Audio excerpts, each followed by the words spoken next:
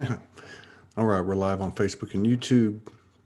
We're going to come in with a new friend, Karine Brule, and we're going to bring her up here in just a second after we go through the intro. If you guys could share this to a page or to a group, we'd appreciate it. We're being suppressed as usual on social media. Thank you.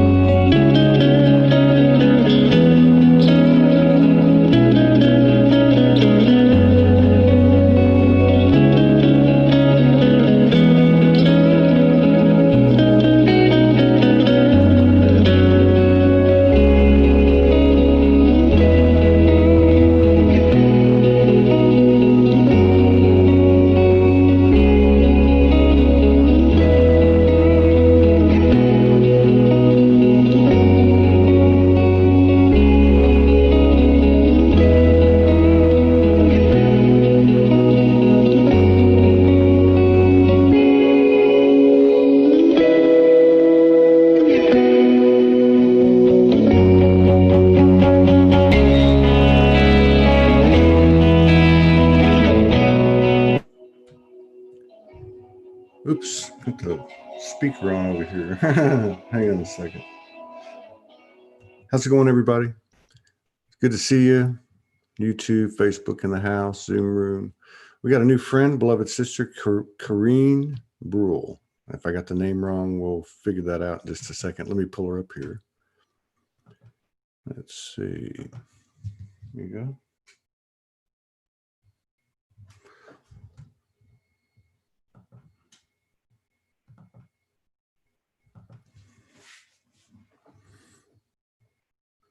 How's it going? Oh, wait, let me unmute you.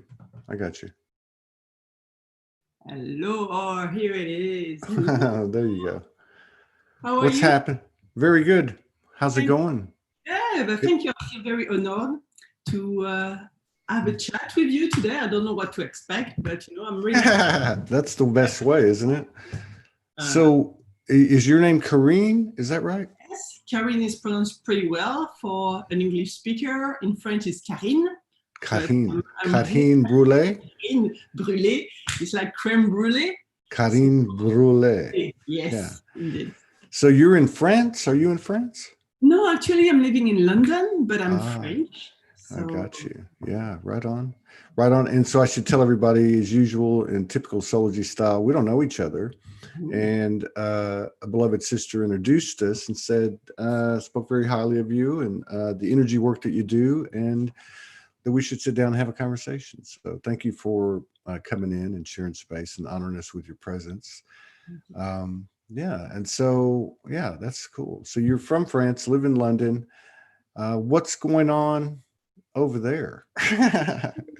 Well, we still park right now. It's still like we're still under restriction in theory, let's say. But when you look at people in the park, they're just having good time. It's like Woodstock here, There's places, the park are really crowded, and everybody are having good time drinking outside, as they cannot go in the pub, which is like part of like British culture to stay. Yes. So, European culture. So slowing down is still, the energy is still like quiet, but you can feel that people just want to start to be a bit agitated and want to move to something else. Talking about the general consciousness energy, it's this like beginning of to something new. We don't know yet what, but there's an impulse, let's say. And so this entire time this has been happening, you're an energy practitioner. So yes. you work with people every day, right? Yes, indeed. Yeah. Have you noticed a difference in the I don't know, the in your session work since this started in February? Are people coming in more open? Are they, you know, have you noticed anything different, you know, pre-quarantine versus what's going on since? Yes, I think it's like what I've noticed. It's like first, people are triggered in the same way as we get triggered as the humanity, you know. It's like people are going through like, what is really important to me? Yeah. And this need to maybe connect with something that really please them and nourish them. So they are going to looking for something essential even more than before, because there's this stream of people like who want to evolve toward themselves, but here it's getting like pressurized, you know. It's kind of like there's more intensity, and even force is getting stronger about changing toward yourself. And I've noticed also people coming with more relationship issue. So you have two types. The mirrors. Like usual, two types of relationship issue. Or people miss, you know, not to have more contact. Yeah. And they get triggered in like, I'm missing to touch people. It's hard for me, you know, not to have like a contact and being like emotionally close, physically close, in fact, to people. And the other people are kind of like, it's too much, you know. I've got people around me all the time, and they get crazy with that, you know, like the proximity with their family member. Yes. So it's really funny because it's kind of, it's the same problem, just different side of the coin. Yeah. And so for me, it's like we're working on a relationship like we always do, but it start to like, okay, let's go to face really where you struggle, and you cannot fly away. You know, some people, I've noticed some people fly kind of like they have their problem, inner problem, and they need the other to forget about it. So it's kind of like, oh, I'm gonna go party, I'm gonna visit a friend. So they escape their inner struggle, and the other do the opposite. They are in family, too much people, they start to be fed up and like, okay, I'm running away. And right now, you can't. It's like, you know, those, you know, when you go to the carnival, I don't know if they have them in Europe, but they have those, what do they call them? Fun houses with the funny mirrors. You go in and they make you look fat and big and tall. So it's like now we have this mirror, and it's like a magnifying glass. because the virus, I mean, not virus, the, well, I don't want to call it that, but we'll just say that the quarantine, the restrictions, the constrictions have caused, have kind of supported, forced a lot of self-introspection, a lot of alone time, isolation. And then to your point too, you're also, you know, like living in a house with a bunch of people you've known a long time, probably family that you haven't really talked to because everybody had their own routines. And now you're having to look at the stuff that makes you uncomfortable about them, which is really tied to something about you. And so that magnifying glass just gets bigger and bigger. I had, I don't know if you've ever heard of Franco Di Nicola. He comes on a couple of times a month, and he has some great intel, collective intel.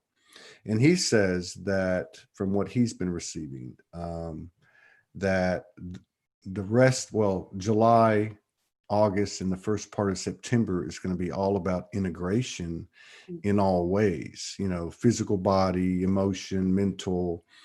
And I guess, you know, that's, and he says that he feels like it's, I don't want to say it's going to be intense, but it's going to be like what you're talking about, and that the truth is going to be demand to be, you know, to be seen at the, you know, at the, you know, the level of, say, the individual in the universe. I mean, there's no one else, doesn't matter who you talk to or who tells you this or who tells you that, because we know the truth within our own field. And this is what we're getting to, I guess. So it's a gift, isn't it? We designed the perfect scenario to assist us in this transition we call ascension. Oh yeah, definitively. I think it's like we could not avoid the kick, and it's often what happened. You know, it's hard to change like without constraints, and it's kind of like, you know, we postpone this one for a long time, because as I say, you know, there's always this ease about like, I'm gonna escape. You know, even myself, I trust I do a lot of inner work, but it's kind of like, there's always this temptation. I'm not that brave to never take an escape. You know, I don't know if you see what I mean. You know, it's kind of like, okay, I did enough today. I evolved to enough. So right now I'm just going to escape. And it's kind of like, okay, this that you really don't want to see, it's a must change to move towards the person you really want to be. Yeah. And I think this is where there's the gift. It's kind of like, stronger is the constraint, more you're going to have to face it, because it starts to be so uncomfortable that the moment is kind of like, I cannot run away. You know, I always think about this sentence from Bob Marley, say, oh, you cannot run away from yourself, from yourself. You know, you can run away, but you can't at a certain point, just postpone. So even me, I could feel like, okay, right now, okay, I'm getting triggered on that. I really need to take care of that. And I felt it was more quiet.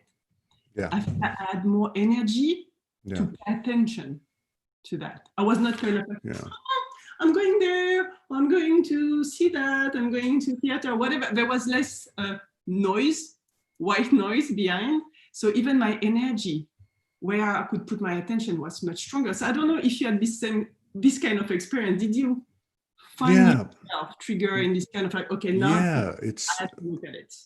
Yeah, well, I mean, I did a video yesterday because we had a couple of cancellations, and I just went on my own and just started talking. And I was talking about how, when are we going to start talking about the good stuff?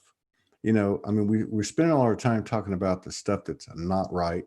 But to your point, you know, into what you asked me, it's to me, it's like, first of all, the isolation, the solitude is a really good place.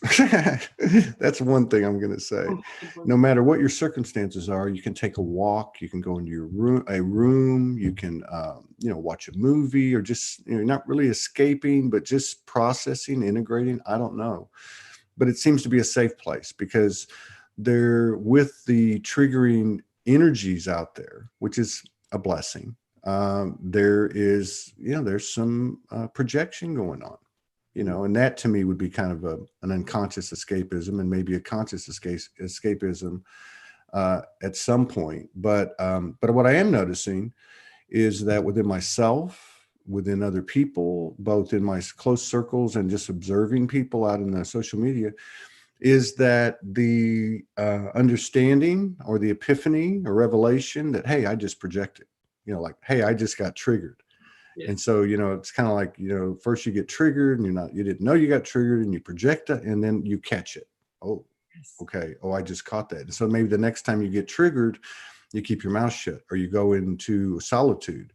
But the fact that I guess what I'm saying is, to speak in this positive sense about our evolution and our situation, is that I see a lot of evidence that we're catching on, you know, that we're catching on and we're being more conscious.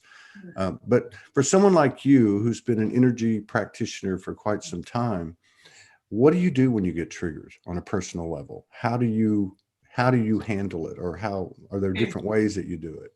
Yes, I find that the way I do it is I use pleasure energy to trigger the emotion. So the way I see it is kind of like, there's an emotion. Generally, let's say it's a negative emotion. I'm getting angry, agitated, bored.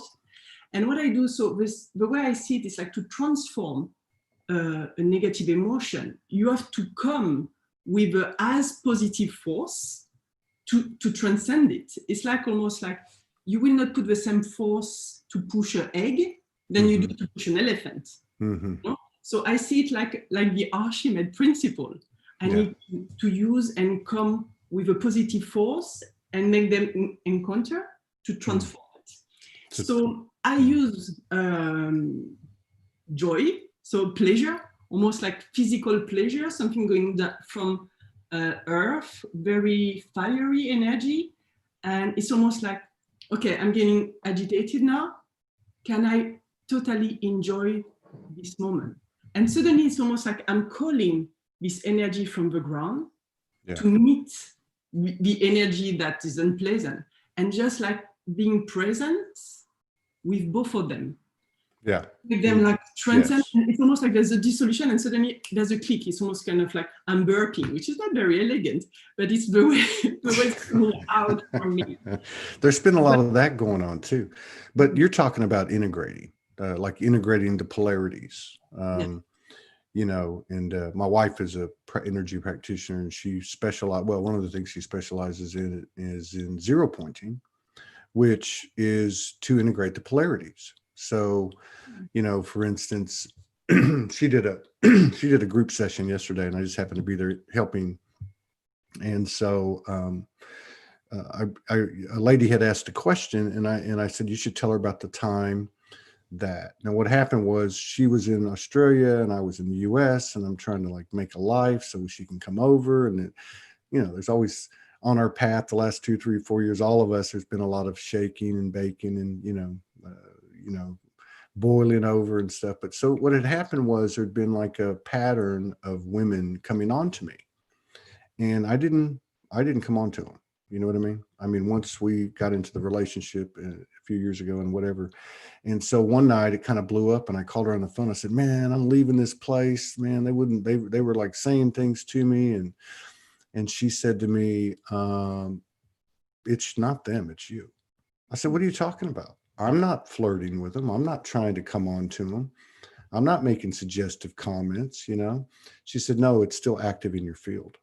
Mm-hmm. So, you know, so I took, you know, in other words, I could not identify with what was active in my field, but I could identify with the polarity.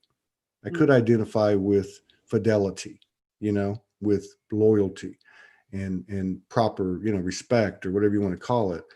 But until I brought them into the same space and saw them as the same neutralized energy, you know, then, and sure enough, it went away. It's never happened again. And I got the same kind of principle as your partner, because it's like, it's when I feel when you have a conflict outside, it's because there's a conflict inside.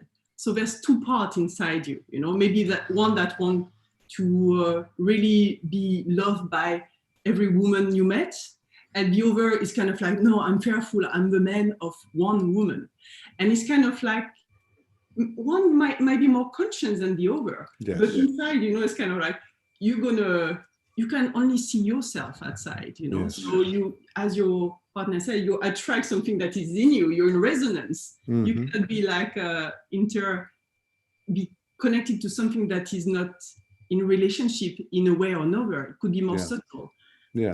And then the way I see it, it's the same. It's kind of like to resolve a conflict, or I make those two parts discussed during the session. You know, I make people voice one of both parts till there's an integration to only one self. And for me, it's how I understand the way of the middle from the Buddhists. Yeah. It's not being neutral in everything. It's just to find yourself, and maybe it's a mix of those two. Yes. And you will not be in conflict. It will be peace. If there's a conflict, there's two parts. Yeah. And that's interesting too, because, you know, you hear a lot of people say, why is this coming up? I thought I'd already dealt with it. You know, like, why, you know, that because you're a practitioner.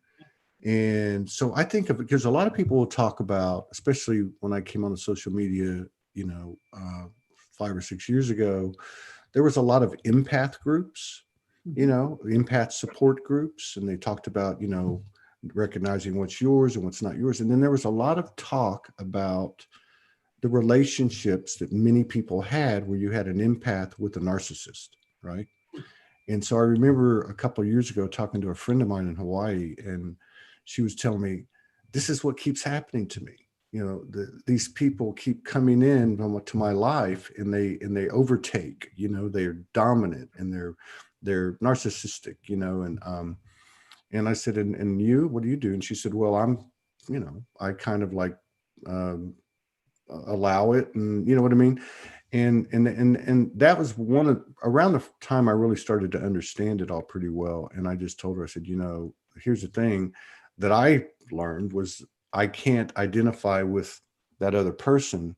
I can't identify with being, you know, overgiving or, you know, compromising my soul just to keep someone happy, or, And until even if I couldn't see it at with my conscious wherewithal, own that other side of the spectrum.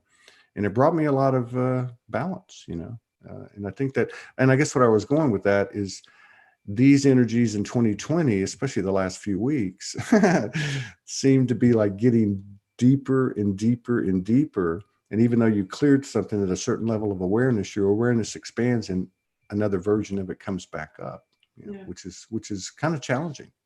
Oh yeah, I guess it's from this type of situation. There's this like a little story about like when you start to develop, there's a tree, and you start to remove the branch of the tree, and then you start to make the tree fall down, and then you notice there's a forest, and then you start to take care of the forest, and then to cut it, and then there's a wall, and you realize, there's like more you progress, more you get awareness. I guess the sentence about I realized at a certain point that, nothing is coming from there, you start to be more and more aware. Yeah. And I think we hold, in a sense, all the challenge of humanity is present inside all of us. That's in a way or another, but probably, you have to dig quite, we have enough to take care of us, like maybe our own history, our own incarnation, but I really believe we are so connected that you can resonate with like absolutely humanity problems. Absolutely 100%. And I think that's another thing that's up right now too, is because of the the loudness of things such as quarantine or virus or riots or racism, and they're getting played up, and we know this now. We know that the media has been serving a certain narrative. Yes. But people starting to take a step back and really just focus on themselves and what they're creating in their own life. And it's not that they're escaping, but they're just putting their energy to its best use. And I think people are starting to get results, and maybe that's the new math. Maybe that's the new way. I don't know. And maybe if we focus on what is the priority and in our own field of energy, then the other part would just go away due to lack of attention, basically. Oh yeah, the way I see it, I really feel that there's an egregor connected to like this dilemma about it's racist, and when it's not the conflict racism, it's about like one group against another. Mm-hmm. It's Democrat versus the Republican, mm-hmm. Is the rich against the poor. It's the spiritual against people who don't believe in spirituality. And I think it's like this tension around I'm belonging to one group and you belonging to another, which mm-hmm. is not as good as my group. Mm-hmm.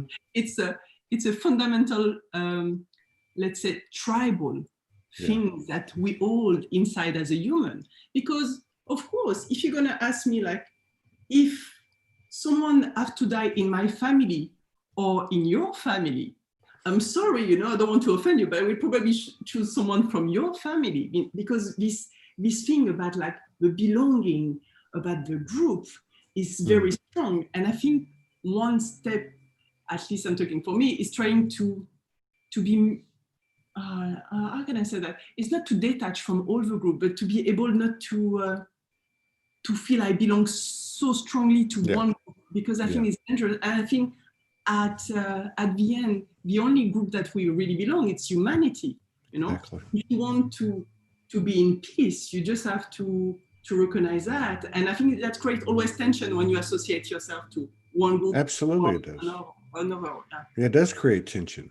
And that's like our, the tension, the discomfort, the muscles tightening up, the body's reactions are a really good red flag for us to know it's time to go do some work. Because, peace takes work. Peace of mind, it takes work. And when you talked about the metaphor of the forest, the trees in the forest, and I could just see like, you work on this tree and you get it just right. Then you go a few steps further and you got another version of the same thing. So it's almost like developing a pattern of navigation. But I do see where this identification, or let's say over-identification, there's a very subtle and even more subtle until we expand our awareness, reality of superiority, inferiority. It's almost to me like I'm not saying everybody's a narcissist. What I'm saying is there's a narcissistic frequency of it's okay for me, but it's not okay for you. You know what I mean? Like I'm different than you. And to me, that's a narcissistic frequency because it immediately creates a superiority or an inferiority, or an inequality. Oh yeah, I think the way I see it is kind of like if we have to shift between we have this kind of concept. I see that a lot. It's kind of like, oh, I want power, but often the way in conscience is seeing it is like power is on someone. It's very pyramidal. I am on the top, you're below. So till now humanity was structured like that, and it's kind of like if we have to move from this pyramidal distribution to something more like a network. So it's horizontal, where everybody has their own power on themselves. That's right. And like your power, and it's hard to get power on yourself because you want someone to validate you, you want to dominate someone, even like it's like could be an animal. I see people sometimes with their animal, I feel like, oh, it's pretty dominant. You're not friend with your animal. It's kind of like, it feels good, to have a power and to be like, oh, okay, do that. And I think it's just like, it's the challenge. You were talking about the challenge of humanity is moving from this pyramidal, like I need to be above, which is very like the group of dogs. How do you call that in English? A herd, yeah. And which is like there's a dominant and the other that follow. It's a structure, and now we have to evolve. Which is that you get your own power, and you acknowledge that the other is different, but he has his own power. Yeah, and I think that's where we're getting. Yeah, it's like moving out of a hierarchy type of thing. Yes. You know what I mean? Because like anyone who's, which is probably everybody listening, who's done, who's experienced higher dimensional, etheric, non-physical, energies and entities and such. I mean, there are a lot of differences. I mean, I know that's kind of complex and I don't know really how to explain all that, but one thing I've always picked up on is that everyone's equal. Everything is equal. Everything's the same thing. So maybe that's, a big characteristic of what we're unfolding and creating. Because I see like over identification, you think, okay, well, I'm from America and this is the greatest country in the world, which I don't believe at all. I don't believe in any borders, but I'm just trying to make a point that creates, you're looking at going, oh, we're good. We do all the good things, but there's the other side of it too. The other side of it where we have to, kind of come down off our high horse. And I think this is where we are starting to really find out what unconditional love might look like. And I don't think that's a place. I think that's like a trajectory. And that is, of course, higher degrees of compassion. Because, for instance, any victimizer, no matter how horrific their actions may be or have been, they had to be coming from pain. And we're all familiar with pain. It's so easy for us to say, okay, well, I went through all this stuff and I went and did this, and that justifies and rationalizes what I did. But that person went through the same thing. Energetically, they did and became a victimizer. Yet we hold them up to a different standard. So this is hard work. This is the real work, I think, isn't it?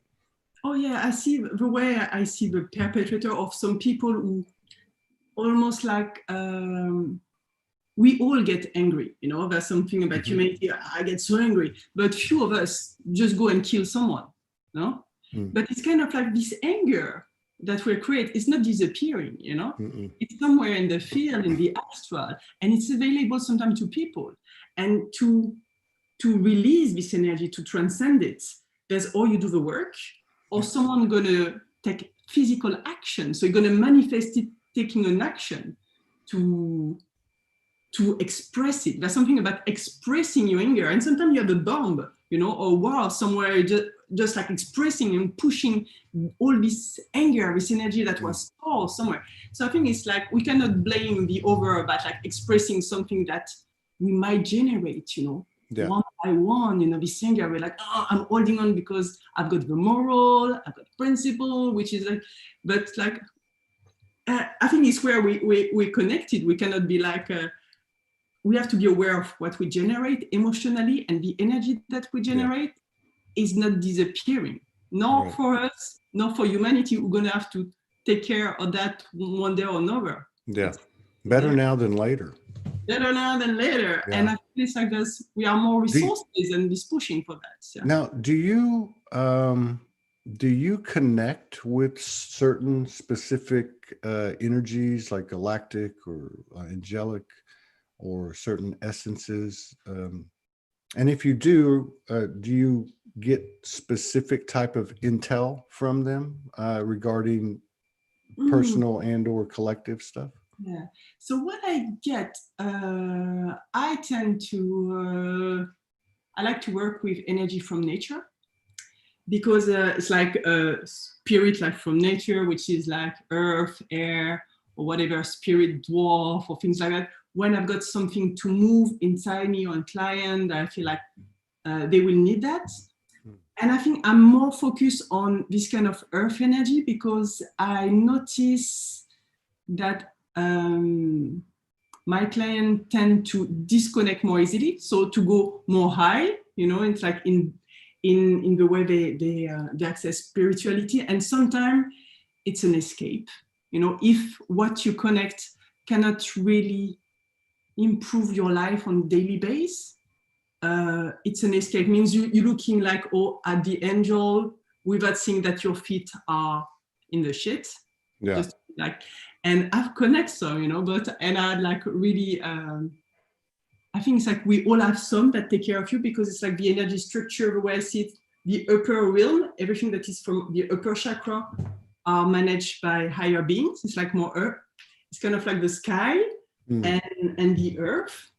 And talking about like non-terrestrial beings, I will not say they are more helpful than angel. What I've noticed for angel is kind of like, they don't give me direct thing. It's kind of like they don't want to interfere in my experience, saying like, oh, do that. I would say, I will be careful when you think you connect a spirit and it start to tell you what you have to do in life, because they kind of like very allowing human to have their free will. Yeah, that's right. And, so it's kind of like, I notice some people sometimes have parasite. They think that they are advice all the time, and sometimes a lower astral being that connect with them. So if you don't have a way to recognize what you're connecting with, be careful. Just like notice if your life is getting better, talking with those beings, it's a sign that you're probably connected to something positive. If your life is kind of like getting worse and worse, and you keep saying like, yeah, I'm connected to things that I hear what I have to do, and it's not working, just like step back, you know. Yeah, true. That's very true. I mean, there is a discernment. Use discernment in dealing with human beings. You deal with discernment in the ethers and the non-physical. What do you think about with your experience and the people that come in to see you and putting all that together collectively? Where do you think we're at right now? What do you think's going on? I'm talking about from the higher perspective, like what's the opportunity? What's our role? What's the energy like? Do you feel like it's a lot different than it used to be? Is it supporting us? Okay, so the way I see it is kind of like people have more and more access to a higher realm. Yeah. Intuition and all the upper chakra are opening very strongly. And I feel it's kind of like we're going through a rebirth.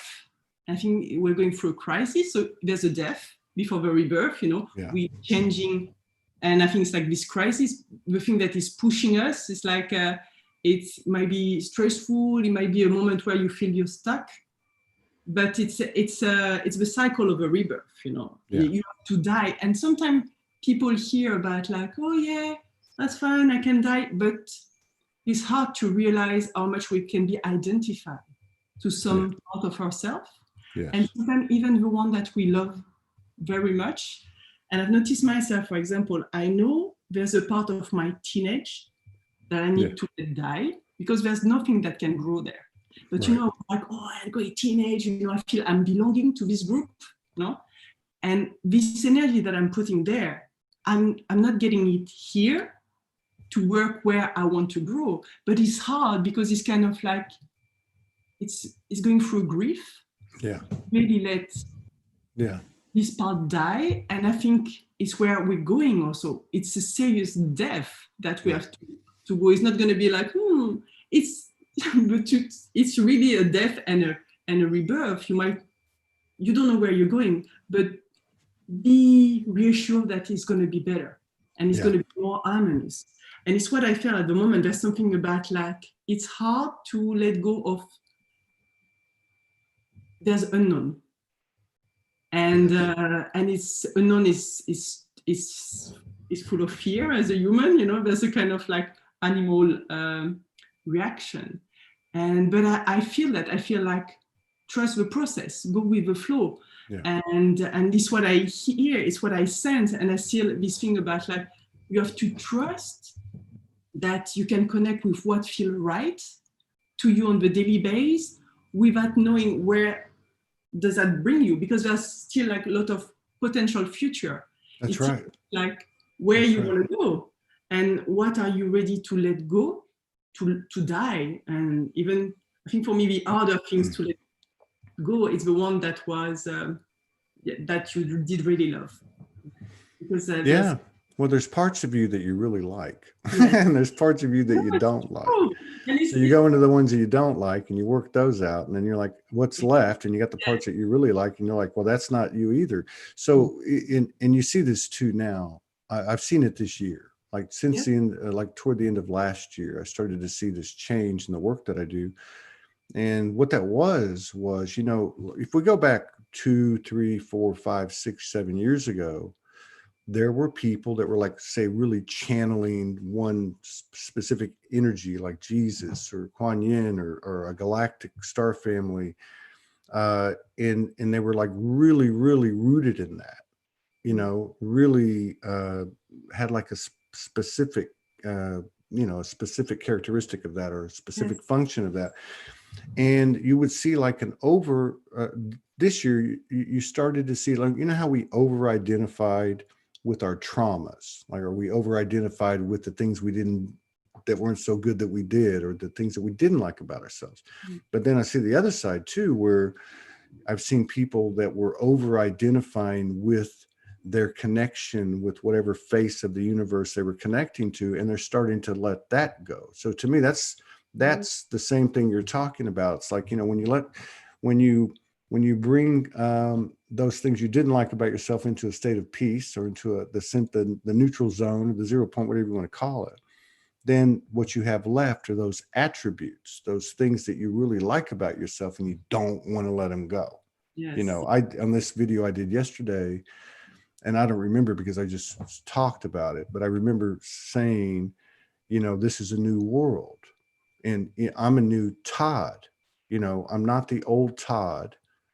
This is not the old Soulology. So everything is changing very rapidly. And the truth is changing rapidly. I mean, there's a higher truth every day that we wake up. And so it's like, we can't even stand on yesterday. You know, we can't even, you know what I mean? And I see that even with people, I see my parents, they are not into like no spiritual work, no therapy, you know, but I see them changing. So this is for me, like, even if you don't do any work, there's something that is pushing, there's clarity, you know, the world is getting more etheric almost, you know, it's kind of, things are changing more quickly. And I will say, even for divination, you were talking about some people channeling something, it was clear. And I think now the option can change very quickly.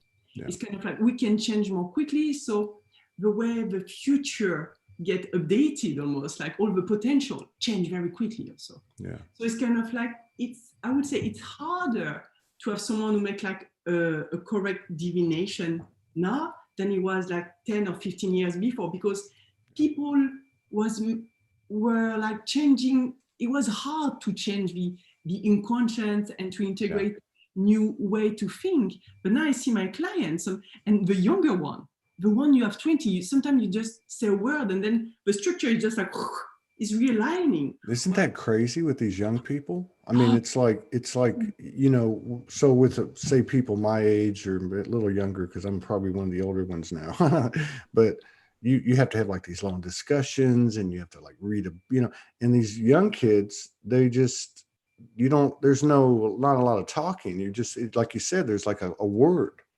or something will happen in that moment and then they click and they're good. And it's integrated. Yeah. While it kind of, it's not, we are not made from the same wood, let's say. They are so much like, they are so much more, the society looks like them, you know, we are much more into communication, go quickly.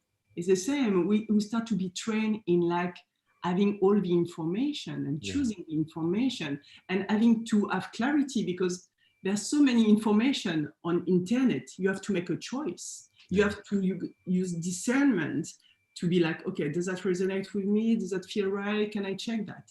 But those young people, they are much more used than we were before. When I was like teen, you know, what was on TV was the right thing, you know?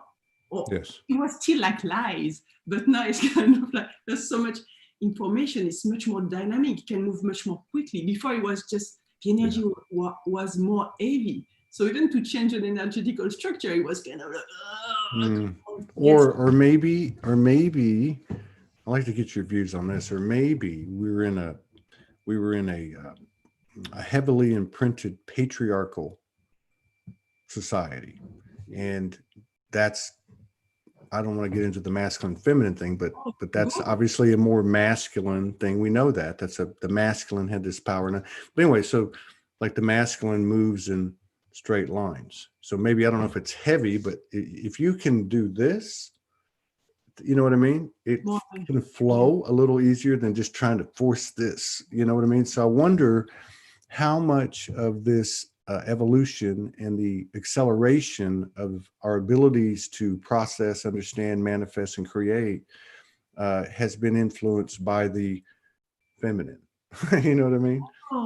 The impression of the feminine. Does that come into your field? Do you see the feminine influence, you know, as some people talk about, really starting to take hold in the world? Yes. Oh, let me just switch on my light. Yeah, I'm very passionate about like those feminine. Are you going to dance now? Oh, maybe just messing with you. Not yet, but it's kind of like, yeah, I'm very interested by this subject, you know.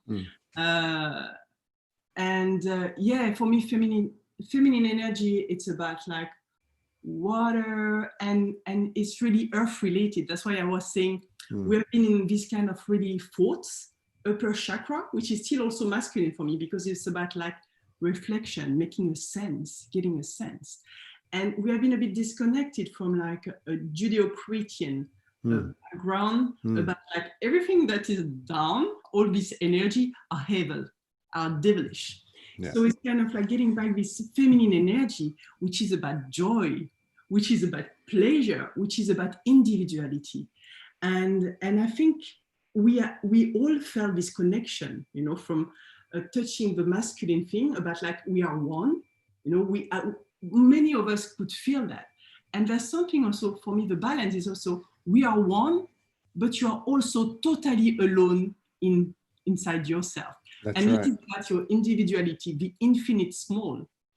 And this is where I think the energy is coming, because we need to recognize each other individuality. And for me, it's coming from like this earth balance, because we need to be balanced between those feeling about like I'm belonging to a big things, and now I'm kind of like, yeah, but I'm super unique, and nothing in this universe is looking like me. Yeah. And I think this is what we need to come. I'm working a lot with like pleasure, because it's all the energy that blocking the first chakra. First chakra is about more security, you know. So you have to find your inner security, which should be ideally independent from outside security, which is about money, family, having a job. It's deeper than that, security. And then sexuality, which is about connecting with someone and having the pleasure to be in connection, and And the joy, pleasure, the third one, which is about finding your place in the society, you know, in the group, and having pleasure in that. And I think women are the ones that give like the color and the test, not women, but the feminine energy. The feminine energy. It's not black or white. It's gray. No, it's not It's in the the middle. order. Right. I think men is more about like you get an order, and I think it's necessary because if you don't have limits, you cannot really be free. Yeah. But inside the limit, you don't need to be like that and be like, this is the mental, and to make mathematics. That's what I was getting at. Yeah, that's what I was getting at. It's like whether it's coming from a man or a woman. Yes. Let's just say it's coming from a human, and you throw down an absolute and say, this is the way it has to be. This is the only thing I will accept. And in my opinion, you're just going to get hit in the head at some point, because I love what you said about the individuality. To me, the individuality, the more aligned you are with your individuality, the more potential you have in collaboration. You know, I get that. Yeah. But we're all coming out of this. We all have stuff that we're working out. But one of the things that I've actually noticed this for several years in myself. Like if I would say to the universe, oh, I get the oneness thing, but this is the way it is on this particular subject, then you're going to get visited, and you're going to find out that you've got to let that go too. So this is what I've seen interesting this year, is where what you brought up earlier, we focused a lot on in human terms, what was wrong with us, but now, and we were overly attached. So we had to like release it. And now we're having to also deal with the successful part, the part we love, the part that you said that we love, we don't want to let go, because it's the same energy. If it's distracting us and pulling us away from that zero space, it doesn't matter if it's coming from the negative or the positive or the black or the white or the dark or the light or whatever you want to call it. Oh yeah. It's still like putting you out of your center. And I've noticed, I agree with you, this thing about like, you believe in something, I've got my truth, Mm-hmm. And I think it's quite new. I even had this sentence to my partner. We were discussing, around a subject, and finally saying like, that's all right, we can disagree on that. That's right. But people is kind of like, especially your partner or your close one, you want so hard, but I had this temptation to like, I need to convince, because what I believe with all the information I've got make me, it's like my conclusion is that, and I cannot see how they can conclude another way. And then it's kind of like being, can I enjoy the fact that this person is coming from another story, maybe have other news or information that make them like believe in something else, and being like, all right with that, because it's just like, it's still about the different. It's still the thing about the group. That's right. That's where the magic is. And that's what I was getting at, is like, if we stand pat on something and won't move, then we just blocked, in my opinion, we blocked the evolution or expansion of what we're all doing and what we all are. There's we created this incredible dualistic polarized realm in order to not to suffer, but to actually get to this point, I think, where we're at, and utilize the contrast and bring it into that space. And then to me, that's where some people might call that chaos, but that's where the womb is. That's where the mother is, and that's where everything is birthed. And I think we're starting to see that, which is exciting. I know you're from France, and of course you're living in London, and I would imagine you've been a few places. Yes. Do you see the same type of energy, like say in France, or maybe what you detect in the US and in England? I mean, are there a proportionate number of awakened energies or people or groups? Let's say I'm much more in connection with France, and I think people are, even if it's not about spirituality, the level of clarity is starting to get higher. People, even about the politic and like looking at your system and the way we organize, talking about ecology, how we can be balanced. There's something about people are looking more about being balanced, and I think it's all around the world. But I see a lot this thing about like how we're going to deal with like this chaotic part inside us and the order. And the order is a bit too like, oh, I know it was like that. And the chaos is still a bit like, oh, I don't know what is coming from there, you never know. It's chaos, it's the feminine. And there's for me this thing about like this, they have to get closer and to be like better integrated inside each of us. And I noticed myself being like, I'm writing sometimes. And the way I write, it's much more formal than the way I speak. And I'm kind of like, where is this structure is coming from? It's coming from school. You have to do it this way. Yeah. So I know I have integrated a lot of my society, the way society was training the kids to be like that, And I know that there's a part of me, I know I have to transform this part that was educated young in something that looked like more me, still structure, still masculine, but something closer to my identity, not to conflict with it. It's a very good point. It's a very good point. And then I love what you said too about you've got the chaotic, and I mean that in the best sense of the word, and the order over here, we can call it feminine, masculine. And it's like, as they're coming together, I think a big part, and we're talking energy, because we could put that in many different scenarios, it's almost like we are different, or the energies are different, but if the order cannot overreact to the chaos, and the chaos cannot overreact to the repression, the perceived repression of the order, and just accept the other side, then you start to have experiences like you're talking about, where you're actually integrating it and seeing it manifest in your writing or whatever the case may be. Yeah. You're in a partnership. Yes, I am, I am. I've got a partner since 5 years, and he's into also development and energy. So it's how has it been? We've been together 5 years in September, so pretty much about the same time. How has it been? How has that relationship affected your evolution these last 5 years? I mean, how has it has it been challenging? Has it? I'm going to tell you a little story. It's like my intention before I had a partner before, stay 2.5 years, and then I was like, next partner, I want a partner who can make me be a woman. There was this fantasy like, I want to be a woman, but be careful what you ask. That's exactly right. The path to go to, for me, to become a woman, to incarnate this feminine aspect, going through like all my heritage as from my tree, from my ancestor, is challenging. And my partner is not kind of like, I had partner before who were more kind of like, oh, whatever, ignoring, or kind of like being submissive to me, but this one not. So this one is kind of like pushing back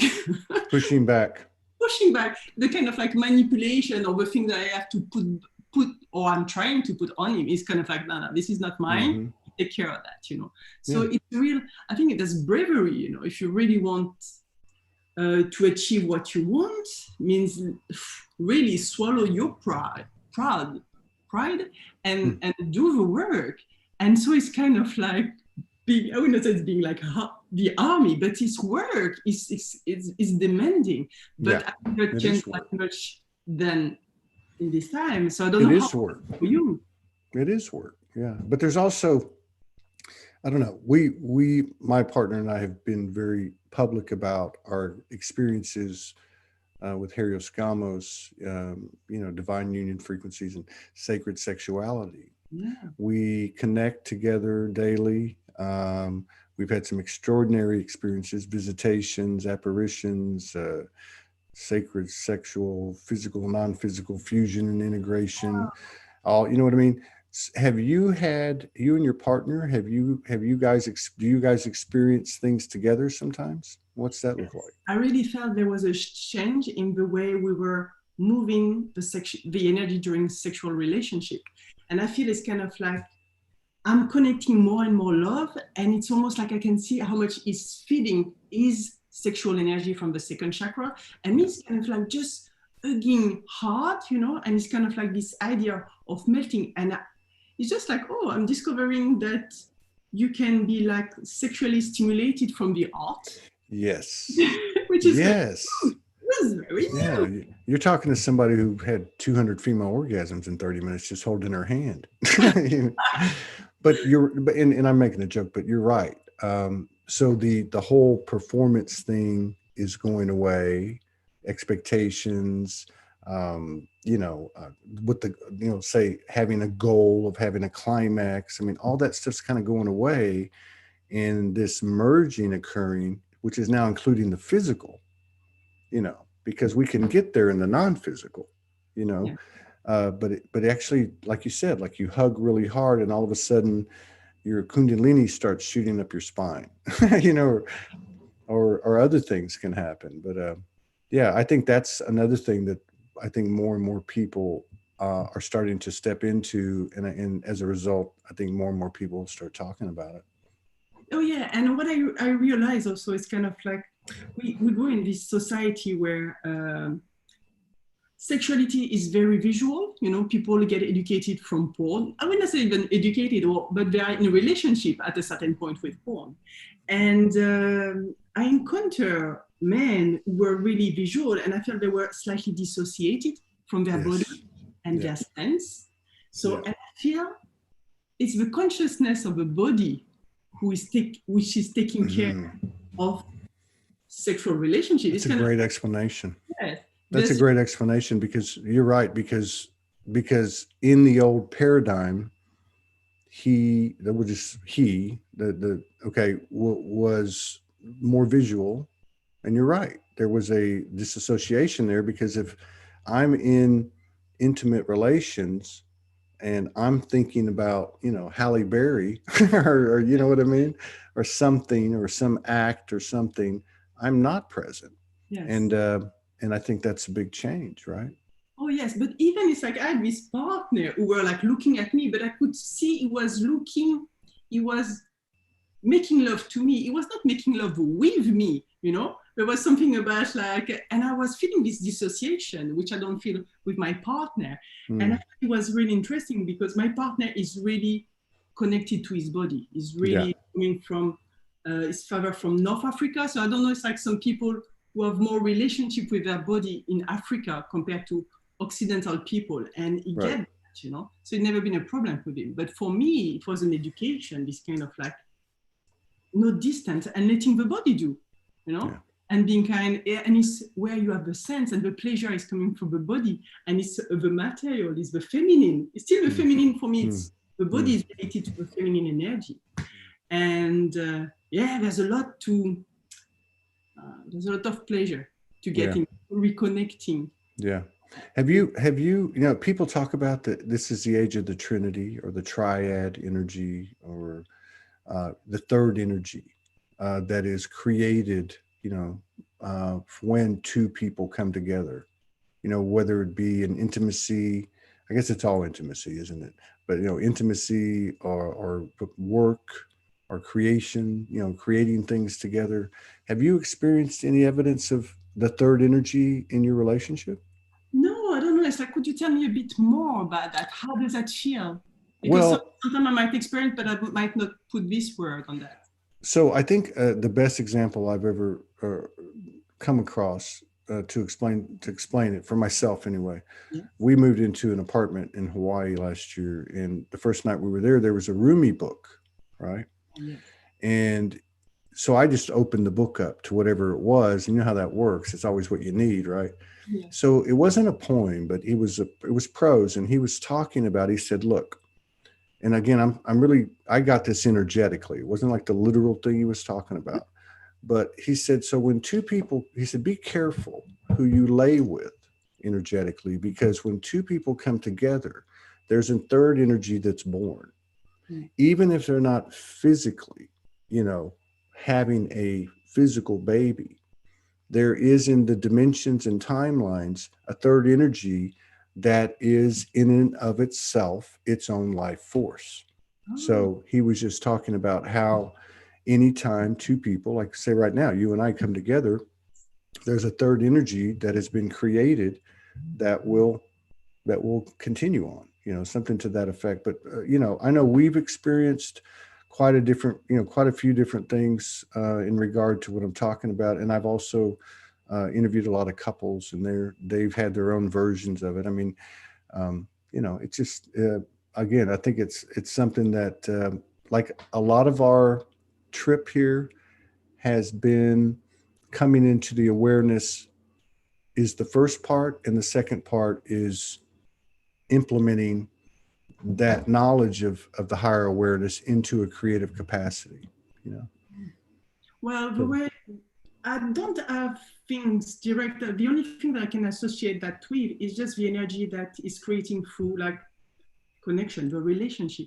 I want to talk about relationship. That's it. I mean, that's it. Our relationship is unique, Yeah. Because it's a mix of you. And I see that with, sometimes you have an old friend, you haven't seen your friend since 10 years, and then you're clicking back, Yes. The relationship is here. Yeah. And I think that's why some people, when it's hard to break a love relationship, because this being is very big, because a lot of energy have been put into it. Yes. And it's, I would say it's always there. Maybe sometimes it's like, it's polarized very negatively. But even when you hate your ex-boyfriend or ex-girlfriend, it means like the relation is still here, what you create together. Yeah, it's like a power in its own. And then in a relationship like you have, it's like having a third, I don't know, a third part that is actually supportive, can be supportive and can contribute to the creative alchemy of the two. It's right? very interesting what you said, because I work sometimes when clients come and they say, oh, they have difficulty with their partner. I always really reflect that back on themselves. But sometimes I work on the link. I just work on the energy, the energy inside the relationship. But it's very interesting. There's consciousness in everything. So now I'm going to discuss with the third being. You make me